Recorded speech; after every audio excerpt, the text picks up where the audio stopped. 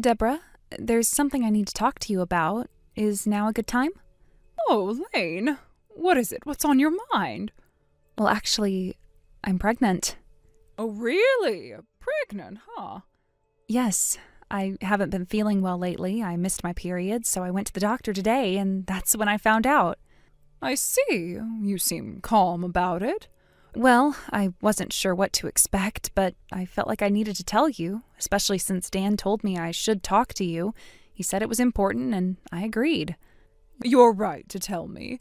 I may not be the most eager to hear about your life, but I understand the importance of family, so go ahead. What else do you want to say?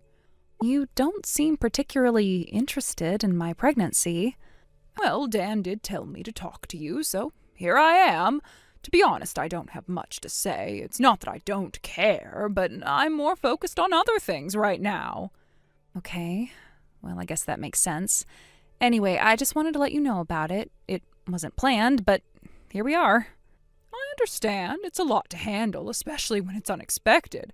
But you're an adult, and I'm sure you'll figure things out. I'm more interested in how you're feeling. Are you okay? I think I'll be okay, but I feel overwhelmed.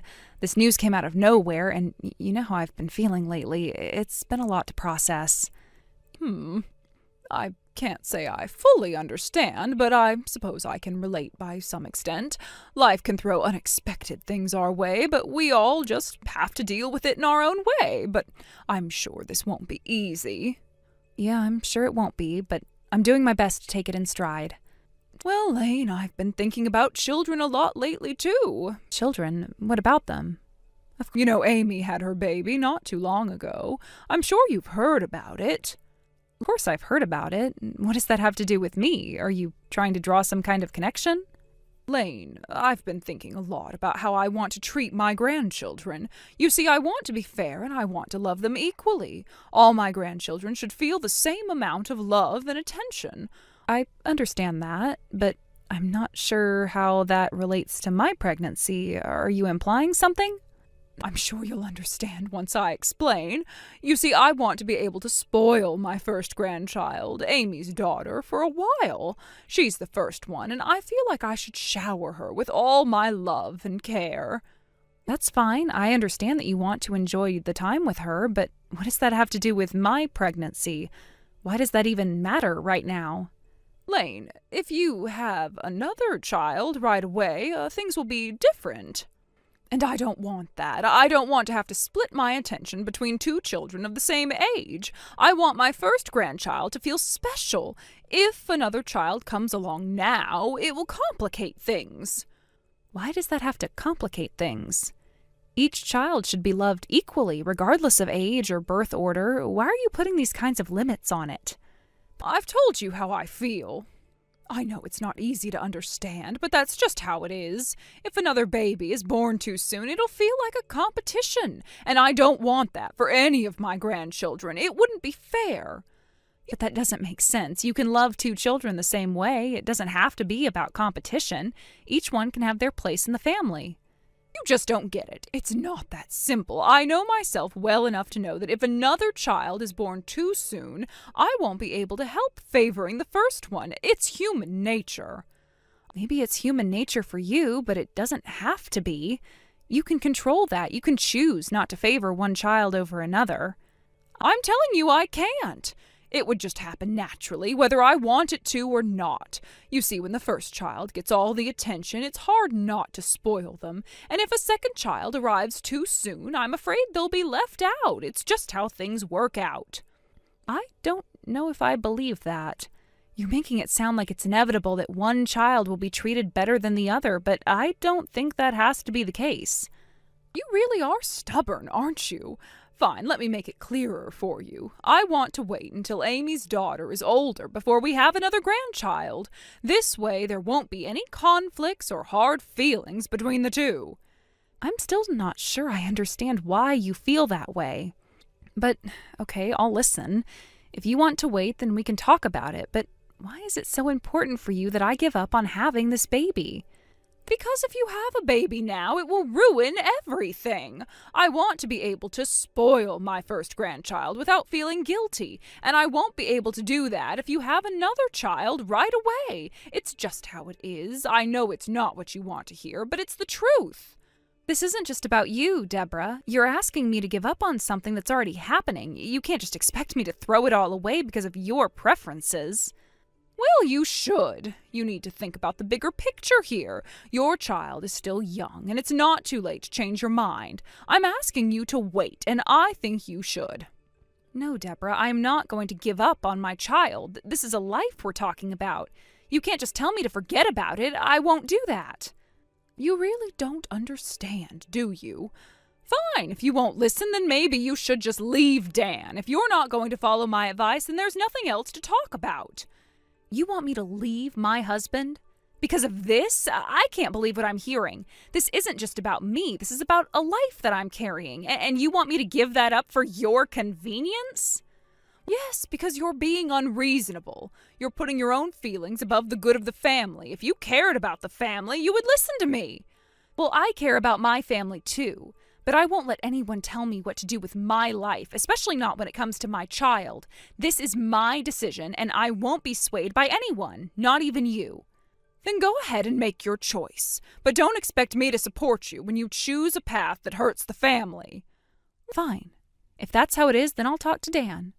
Goodbye, Deborah.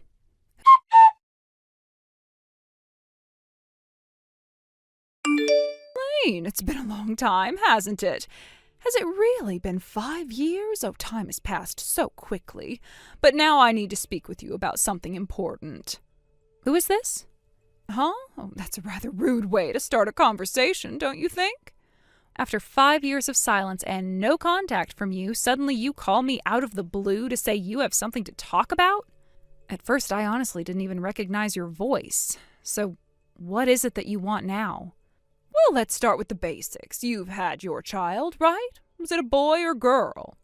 Why are you asking about this now? Isn't this the very child that caused our divorce in the first place? Yes, I admit that I said some things that were harsh back then, but despite the circumstances, that child is still Dan's flesh and blood. Nothing changes that fact, no matter what.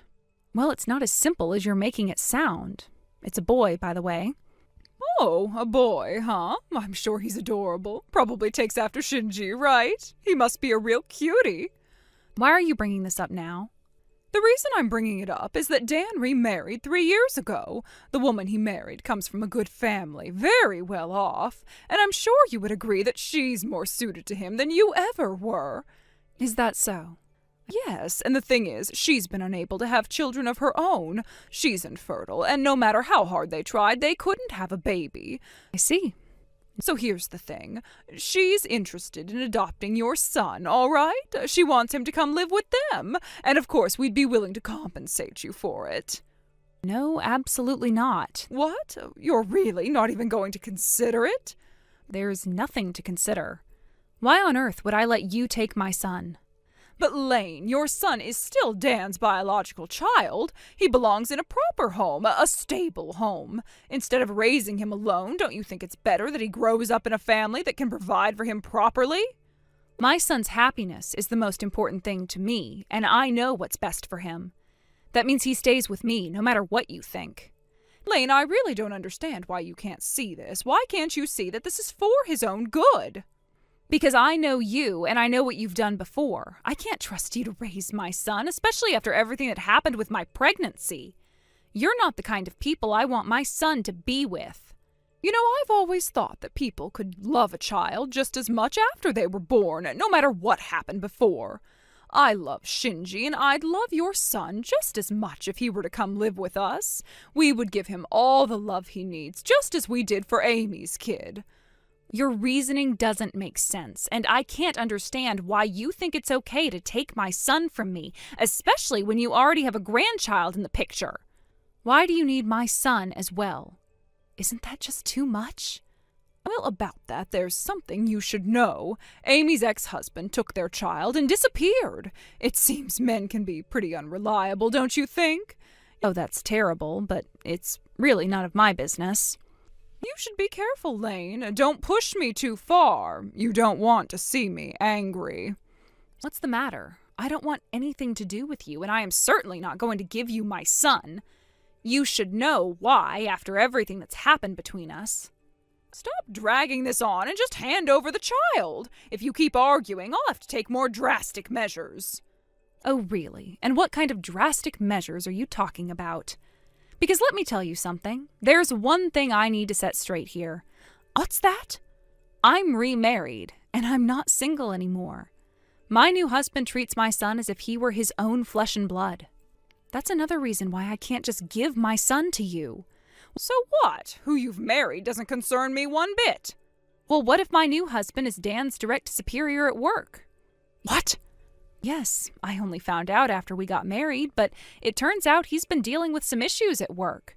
There's a subordinate who's been causing trouble, making excuses about his mother and acting out. It's been a bit of a problem. No way. Oh, that can't be true. If things keep going like this, Dan's reputation, which is already bad, might get even worse. You're trying to use your power to manipulate things, aren't you? That is so underhanded. Well, I wouldn't call it that. It's more of a psychological issue that needs to be addressed. But unless something drastic happens, things should be fine. I'm sure nothing major will happen as long as Dan doesn't do anything foolish. You're being so irresponsible. If Dan's reputation suffers because of this, I swear I'll take legal action. Well, then you better keep a close eye on Dan and make sure he doesn't make any more mistakes. Anyway, I think we're done here. Goodbye, and I hope we never have to speak again. Fine. I'll just give up, all right? You win. But don't think I'm happy about it.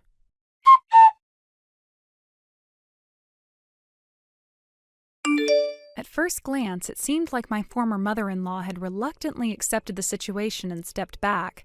However, the truth was far from that. She hadn't given up at all. In fact, she went so far as to attempt to kidnap my son. It's almost unbelievable, but she actually tried to take him away from me. I wonder, is this what she was hinting at back then when she was talking about her plans? Is this the kind of thing she had in mind? If so, I have to say it was incredibly reckless, thoughtless even. I can't believe someone would resort to such drastic measures, especially when there are so many other ways to handle things. To think that she went so far as to try and do something like this really makes me question everything about her and her motivations. It's almost as if she had completely lost her sense of reason.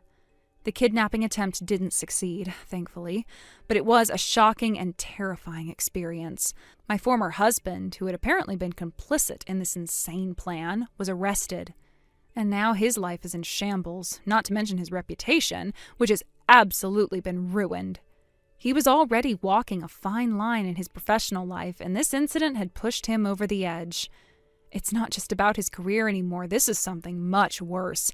How could he have been so blind, so involved in something so dangerous and damaging to everyone around him, especially his own son? At work, his standing has plummeted. Whatever reputation he might have had has been completely destroyed. He was a man with potential, but now he's just another criminal, just another person with a broken life. To think that everything he worked for could collapse so easily because of a single choice, it's honestly heartbreaking, but also hard to feel sympathy for him after everything he's done. He made this choice, and now he has to face the consequences. But despite all of that, I'm just relieved that my son is okay. That's the only thing that matters. No matter what happened with my ex-husband or his mother, my priority has always been to protect my child. He's safe, and that's all I can focus on now. I've been through so much, but nothing compares to the terror I felt when I realized what they were trying to do. I know I have to keep moving forward for my son's sake. There's no point in dwelling on what's happened, but the fact that it's all over, well, it gives me a sense of relief. For now, we can start over, and I'm thankful for that. Thank you for watching. Please subscribe and hit the like button. See you next time.